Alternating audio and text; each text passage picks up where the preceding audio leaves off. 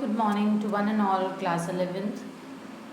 This is your English class. Today we'll start chapter 5, The Ailing Planet, the Green Movement Role, from your book Hornbill. And this chapter is written by, or this is a story by Nani Palki Wala. So let's hear read. So what are the things which affect our environment, our earth? So increase in rainfall will come, ecosystem will shift as those plants and animals that adapt the quickest will move into new areas to compete with the currently established species, and those species that cannot adapt quickly enough will face extinction. And scientists knows that will increasing concern the 21st century could see one of the greatest periods of mass extinction of species in earth entire history. So here in these lines, the that I want to convey something to you, that if somebody is not able to accept और adapt that particular climate, अगर कोई किसी climate को adapt नहीं कर पाता तो उस स्पीशीज़ को लुप्त होना पड़ता है, एक्सटिंक्शन आता है। और 21st सेंचुरी एक ऐसा टाइम है जिसमें पूरी एंटायर अर्थ की हिस्ट्री में अभी तक सबसे ज़्यादा एक्सटिंक्शन हुए हैं स्पीशीज़ में। Let's come to the next one. So what is the present condition of our earth here? So here the writer of the chapter, he discussed about the present condition of the earth. So earth present condition is that it is in a damaged state. So earth एक ऐसी state में है जहाँ वो पूरी तरह damage हो चुकी है, and under the threat from dangers including those arising from global warming. और इतना डर बना हुआ है कि इस डर से, इस डेंजर से अब पृथ्वी पर ग्लोबल वार्मिंग होने लगी है. These threats include green house gases, droughts and floods. और इन थ्रेट्स की वजह से अर्थ पर अलग अलग क्लाइमेटिक कंडीशंस और अलग अलग उसके प्रभाव देखने को आप कहेंगे मिलते हैं. That is the greenhouse, droughts and floods, hunger, famine, devastating diseases such as malaria and AIDS. इस तरीके की प्रॉब्लम्स ह्यूमंस को फेस करनी पड़ रही हैं. Some experts, scientists are calling for carbon taxes to cut the risk. Damage from flooding alone could run into billions of dollars as creeks and estuaries beginning to fill up and more ice melts. कुछ scientist इसके लिए कुछ कर भी रहे हैं, like carbon taxes to cut the risk, and जो flood से जो डैमेज हो रहा है उसके लिए billions of dollars as creeks. So this is what, this is like इससे और ज़्यादा आइस जो है वो मेल्ट हो रही है. Now here is the picture of earth for you people, that the earth is full of greenery, water, trees, and the earth is in healthy condition here. But it is all about the previous days of ours or previous centuries कि अर्थ इतनी healthy हुआ करती थी और इतनी greenery हुआ करती थी अर्थ पे. Next move on to the writer of the chapter, that is Nani Ardashrish Palki Wala was an Indian jurist and liberal economist, born on 16 January 1920 Mumbai and died on 11 December 2002 Mumbai. This is the period of like 20th century. So his education was like that. Government Law College, Mumbai, University of Mumbai, and St. Xavier's College, and he won several awards like Padma Vibhushan. Here is the picture of Nani, that is Palki Wala. So here is his full name, that is Ardashrish. Now move on to next. What are the professions of Nani Palki Wala? That he was a jurist, economist, barrister, and a diplomat. So your students, before starting with this chapter, I would like to tell you or explain you the meaning of ailing planet. What is ailing planet? Here is the meaning. So due to the insensitive exploitation by humans for their survival and development, the earth has lost almost all its vital resources. So intensive exploitation के कारण या बहुत ज़्यादा शोषण के कारण humans ने ऐसा क्यों करा है, अपनी आजीविका, अपने सर्वाइवल के लिए, अपनी ग्रोथ के लिए, अपने डेवलपमेंट के लिए ह्यूमंस ने अर्थ को का शोषण करा है. And the earth has lost almost all it's vital resources. और इस प्रोसेस में अर्थ ने अपने ऑलमोस्ट सारे ही इम्पॉर्टेंट और या सारे ही सिग्निफिकेंट रिसोर्सेज को खो दिया है. विद ड्राइंग रिवर्स डिप्लीटेड, इससे क्या हुआ है, अर्थ पर जो रिवर्स हैं वो सूखने लगी हैं, डिप्लीट होने लगी हैं. एंड पोल्यूटेड इन्वायरमेंट, हमारा जो इन्वायरमेंट है वो पोल्यूट हो गया है. एंड डिट्रियोटिक फॉरेस्ट, हमारे फॉरेस्ट पूरी तरह नष्ट हो गए हैं. And the greenery, the earth is now breathing hard for its survival, हमारी ग्रीनरी पूरी तरह ख़राब हो चुकी है. एंड अब ये कंडीशन आ गई है, जो हमारी पृथ्वी है वो अपने सर्वाइवल के लिए उसका सांस लेना भी मुश्किल हो गया है. एंड दस it's not your and your, जो ह्यूमैनिटी है वो भी सफ़र कर रही है कहीं ना कहीं.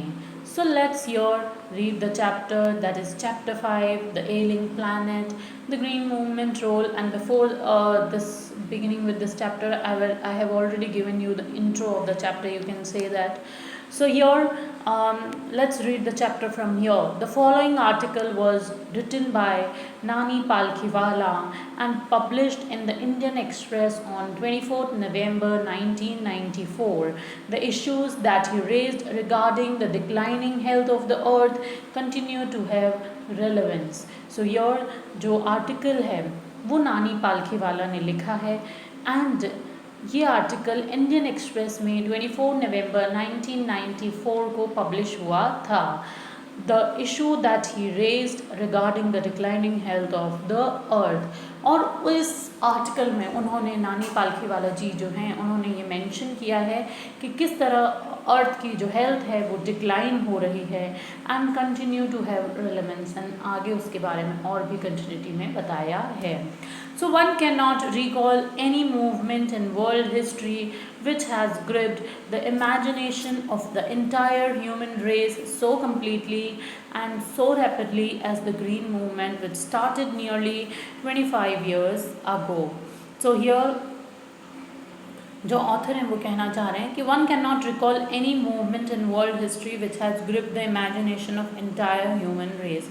कोई भी याद नहीं कर सकता जो कि हमारे एंटायर ह्यूमन रेस में, दैट मीन्स कोई भी व्यक्तित्व विश्व के, यू कैन से दैट इतिहास में किसी भी ऐसे मूवमेंट का, आंदोलन को याद नहीं रख सकता जिसमें पूरी जो एंटायर ह्यूमन रेस है, यानी कि पूरी जो मानव जाति है, इतनी जल्दी और इतनी पूरी तरह उस मूवमेंट ने पूरी ह्यूमैनिटी को इकट्ठा कर लिया या उसको, ह्यूमैनिटी को जकड़ लिया हो. और उसमें से एक है जो 25 इयर्स पहले स्टार्ट हुआ था, वो है ग्रीन मूवमेंट रोल.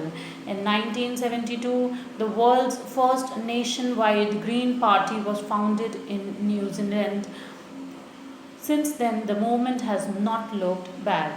1972 में वर्ल्ड फर्स्ट नेशन वाइड, विश्व का पहला राष्ट्र स्तर की जो ये ग्रीन मूवमेंट पार्टी है, उसकी जो फाउंडेशन है या जो उसकी नींव है वो न्यूजीलैंड में रखी गई थी.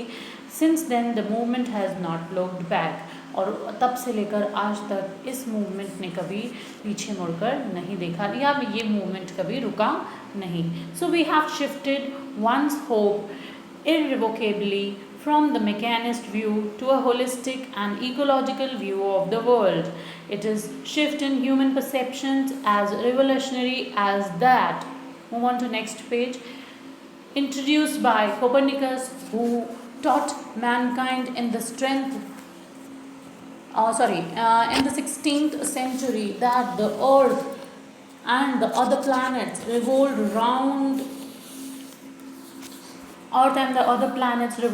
around the sun.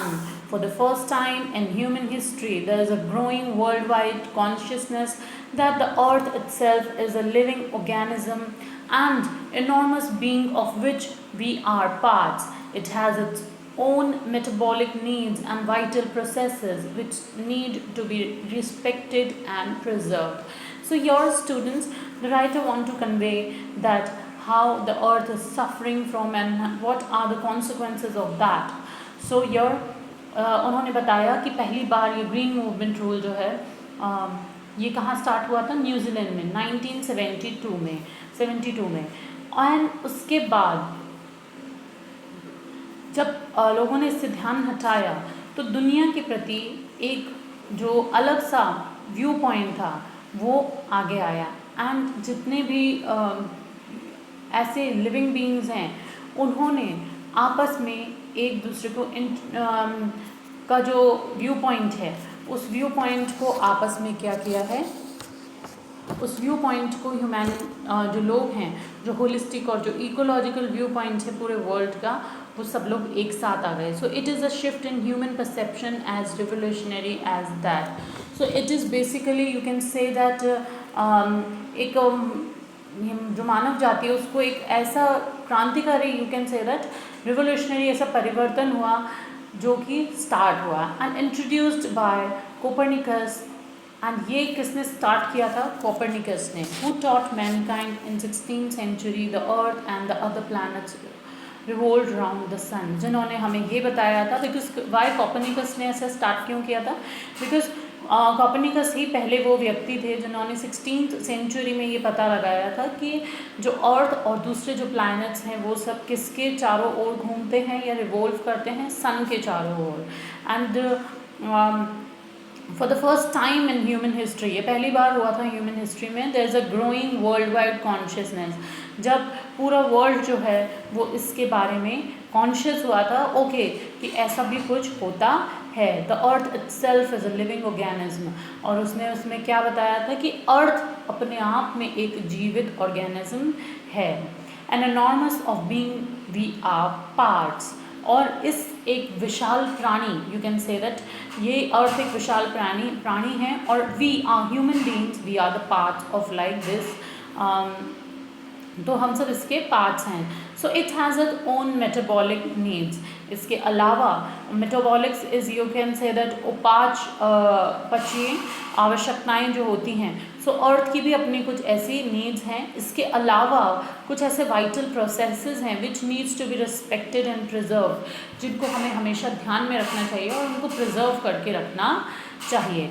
The earth vital science reveal patient in declining health. We have begun to realize our ethical obligations to be good stewards of the planet and responsible trustees of the legacy to future generations. So हमें अर्थ के ये जो vital science हैं इनको समझना होगा and और ये जानना होगा that due to this polluting और ड्यू टू दिस, जैसे लोग ऐसे एनवायरनमेंट को पोल्यूट करते हैं, ड्यू टू दैट जो अर्थ है उसकी हेल्थ एक डिक्लाइनिंग प्रोसेस में जा रही है and earth now becomes a patient और in declining health and we have begun to realise our ethical obligation. और अब समय है कि हमें अपने ethical obligation, what is ethical obligation, हमें हमारी नैतिक जिम्मेदारियों को जो कि अर्थ के प्रति हैं उन्हें समझना चाहिए. To be good stewards of the planet. तभी हम इस प्लैनेट के यू कैन से दैट अच्छे स्टीवर्ड्स या फिर हम इसके रखवाले या प्रबंधक बन पाएंगे. And the responsible trustees of the legacy to future generation. और तभी हम आगे आने वाली जनरेशन्स को, हमारी पीढ़ियों को पृथ्वी के लिए की जो अच्छाइयाँ हैं या पृथ्वी की जो what the nature has given us, so हम वो अपनी आने वाली पीढ़ियों के लिए छोड़कर जाएंगे. The concept of sustainable development was popularised in 1987 by the World Commission on the Environment and Development. In its report, it is defined the idea as development that meets the needs of the present without compromising the ability to future generation to meet their needs. That is, without stripping the natural world of resources future generation would need. So, the concept of sustainable development, ये जो concept है जिसमें हम जिसमें हम sustainable development की बात करें, ऐसा डेवलपमेंट जो कि लगातार चलता जाना चाहिए, was popularised in 1987 the world commission on environment and development, जो कि 1987 में हमारा जो वर्ल्ड कमीशन है एनवायरनमेंट का और डेवलपमेंट का, उनके द्वारा ये पॉपुलराइज हुआ था. In its report, it is defined the idea as development that meets the needs of the present. और उन्होंने अपनी रिपोर्ट में ये कहा था कि जो आइडिया है डेवलपमेंट का, इसको इस तरह हमें अप्लाई करना चाहिए, इम्प्लीमेंट करना चाहिए, ताकि हमारी जो प्रेजेंट की नीड्स हैं हम वो पूरी कर सकें, एंड इस तरह उन्हें यूज़ करें, whatever earth has given us, इस तरह उन्हें यूज़ करें that without compromising the ability of future generation to meet their needs, ताकि हमारी जो आने वाली पीढ़ियां हैं या आने वाली जनरेशन्स हैं वो भी अपनी आवश्यकताओं को अपने यू कैन से दैट अपने एबिलिटी के, अपने सामर्थ्य के अकॉर्डिंग इसे यूज़ कर सकें या इसका बेनिफिट्स ले सकें. That is without stripping the natural world of resources. इसका पूरा तरह मतलब ये है कि किस तरह हम जो ये नेचुरल वर्ल्ड ऑफ रिसोर्सेज हैं उनमें जितने भी मतलब कि यह प्राकृतिक दुनिया को उन संसाधनों से रिक्त किए बिना, यानी कि उन्हें पूरी तरह इससे वंचित किए बिना, अगर हम हमारी आने वाली पीढ़ियों की नीड्स को पूरा करें, so that future generation would need and they would you can say that complete their needs also. So students, today let's end the video here. I will start the next video, that is the second video of your class from this paragraph, in the zoo at Lusaka, Zambia. Till then, stay safe all of you.